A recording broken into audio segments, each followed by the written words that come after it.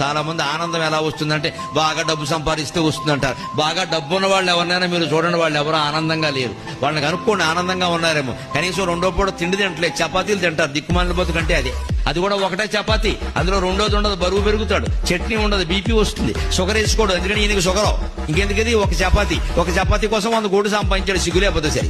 మీరు గమనించండి, auto driver ఎలా ఉంటాడు. వాడు ఆటో అద్దెది, వాడు అద్దెకి తెచ్చుకుంటాడు, పొద్దునే వెళ్ళి తెచ్చుకుంటాడు. దానికి సాయంత్రానికి 200 300 కట్టాలి. సాయంత్రం వేసరికి వాడు 600 సంపాదిస్తాడు, 300 అద్దె ఇచ్చేస్తాడు. ఇంకొక 100 రూపాయలు ఇతర ఖర్చులు, పెట్రోలు అవన్నీ పోతాయి వాడికి 200. ఇక 200 మిగులుతుంది కదా, 100 శుభ్రంగా వేసేస్తాడు. వాడు లెక్క వాడిది.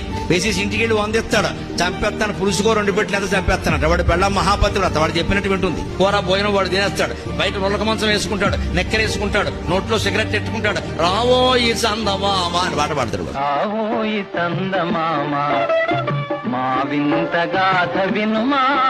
ఈ కోటీశ్వరుడు కంటే వాడు ఆనందంగా ఉన్నాడు.